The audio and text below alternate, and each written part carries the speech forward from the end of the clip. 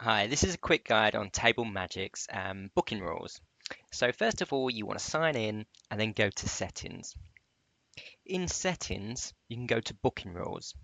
Now, as standard, everything's confirmed on automatically, but you can change that. So you can switch them all off. So every request that comes through your system, you have to auto approve, or you can change it slightly. So you can say, look, if it's a party of 8 or more, you can manually approve it. And then you'll get a little ping on your app and also in your dashboard to approve it. And you've got however long you want to approve them. They'll just get an email to let them know their request is pending. Or you can get even more advanced. So when you've got busier days, for example, like Saturday or Sunday, you could change it so you can have always approve on Saturday and Sunday, for example. You still got the other rule as well in place. So again, if there's on Mondays to Fridays, if you've still got 10 people that need a table, they'll have to be approved as well. But you can take that off, for example, and play around with those rules as well, depending on what works best for you and your restaurant. So you've got that, and you've got party size as well. So let's say you could potentially host a party for 10, but you want them to manually email them or phone you. You could just allow the booking widget to go up to 8, for example, and anything more than that, you'll give them an alert to contact you directly. Booking duration. So these are set as the average for UK restaurants, but again, yours could be slightly different.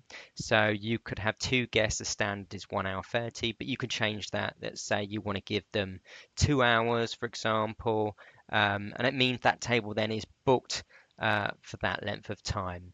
So for example, 9 guests, you might want to stick that right up. Again, you could take these down depending on what the nature of your restaurant is. Now you've also got a buffer between bookings. So for example, 1 hour 30 minutes, that table becomes available for the next guest. You might need to add a buffer in there so you can turn around that table, clean it, or you can just turn that off to 0. So that's completely up to you, but it will be this time plus the buffer. Maximum advance notice. Let's say you don't want to accept bookings, especially if they're manual, for at least 1 hour between now and the time.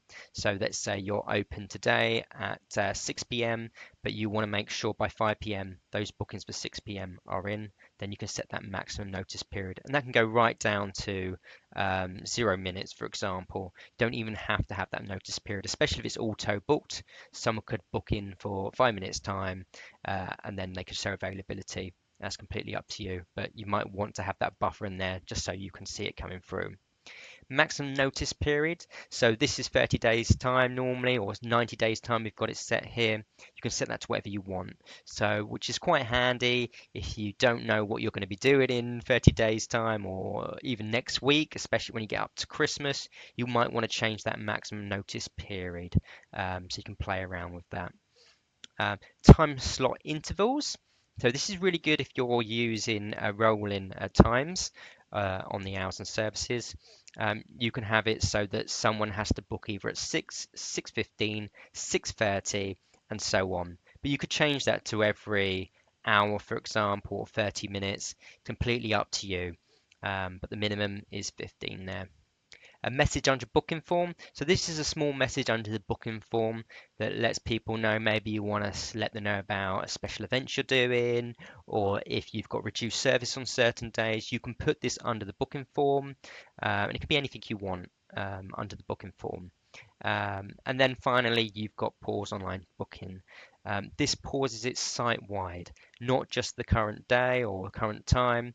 It pauses it so no one else can book. You might want to use that in emergencies, or if you just want to switch services or something dramatic has changed, but probably only use that in emergencies. Okay, I hope that helped, and that's how you use booking rules in TableMagic.